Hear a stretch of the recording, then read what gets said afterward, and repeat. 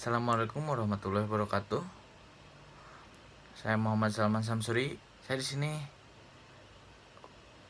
akan menjelaskan mengenai materi krisis moneter pada masa era Orde Baru. Nah, ada beberapa poin-poin ya, anak-anak.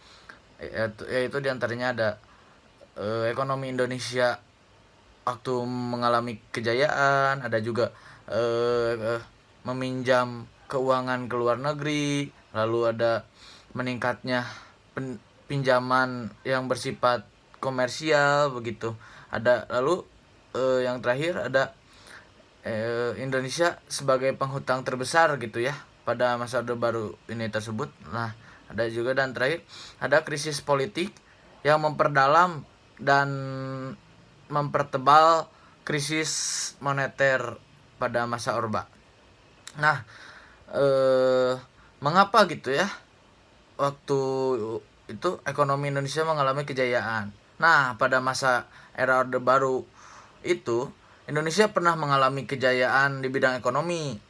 Pada zaman Orde Baru, Indonesia juga mencapai peringkat tertinggi sehingga banyak gitu pengamat ekonomi di dunia sampai memuji bangsa Indonesia. Ketika Indonesia mengalami kejayaan, memang pada tahap ini pembangunan ekonomi di Indonesia sangat menjanjikan dan menghasilkan pertumbuhan ekonomi gitu ya. Sehingga dapat pada saat itu pemerintah mencari sumber-sumber dana baik dalam negeri maupun luar negeri gitu ya. Nah, lalu ada yang kedua, meminjam keuangan ke luar negeri. Pinjaman ke luar negeri ini selalu diandalkan oleh pemerintah seperti untuk membiayai pembangunan gitu ya, memobilisasi sumber daya, meningkatkan produksi dan memperbaiki neraca pembayaran begitu. Nah, akan tetapi utang Indonesia bukan hanya didasarkan pada pembayaran dan manfaat dan pertimbangan ekonomi saja gitu ya, melainkan dengan politik sosial dan juga budaya gitu ya, atau dan geografis otoritas atau juga disebut kemanusiaan. Nah, lalu meningkatnya yang ketiga ada meningkatnya pinjaman yang bersifat komersial gitu ya waktu pada zaman era tersebut. Nah, karena membesarnya pinjaman komersial ini akan membawa berbagai dampak gitu ya bagi bangsa Indonesia kepada perekonomian khususnya. Yang pertama yaitu terjadinya ekspansi moneter yang akan mempengaruhi kestabilan ekonomi makro dan neraca pembayaran. Karena hal ini dikarenakan bahwa pinjaman komersial berjangka pendek yang akan dilakukan oleh pihak swasta menyebabkan penarikan pinjaman ini dan tanpa pemantauan otoritas moneter gitu ya. Nah, ada juga yang keempat, Indonesia ketika itu menjadi penghutang terbesar gitu di Asia. Nah, pada perannya itu dalam pembangunan Indonesia selalu melakukan pembayaran dengan cara mencicil dan bunganya tuh membesar gitu ya.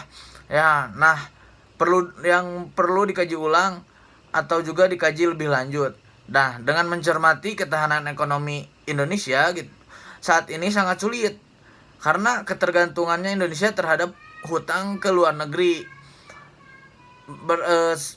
berkurang setidaknya 10% 10 tahun ke depan gitu untuk berkurangnya hutang Indonesia kepada luar negeri. Karena hal ini disebabkan dari tahap yang sangat kompleks gitu sehingga sulit untuk diupayakan pemecahan dalam waktu yang definitif atau waktu yang dekat gitu. Nah, yang terakhir ada krisis politik memperdalam dan mempertebal moneter gitu. Nah, ada juga krisis kepercayaan dan krisis sosial ya. Karena lalu timbullah krisis ekonomi makin lama makin meluas dan mendalam Krisis ekonomi ini juga memperkuat krisis yang lain. Nah, begitu seterusnya terjadilah Vicious Circle. Krisis ganda bagaikan benang kusut di Indonesia ini juga masih terpuruk dalam kondisi ketidakpastian mengenai masa depan pembangunan ekonominya sendiri bagi bangsa Indonesia. Nah, dari kelima poin tersebut, apakah kalian paham atau ada yang mau dipertanyakan?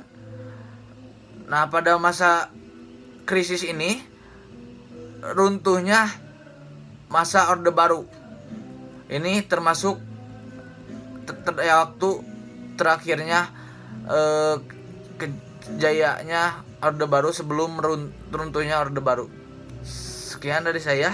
Mohon maaf apabila ada salah kata. Wabillahi taufiq wal hidayah. Wassalamualaikum warahmatullahi wabarakatuh.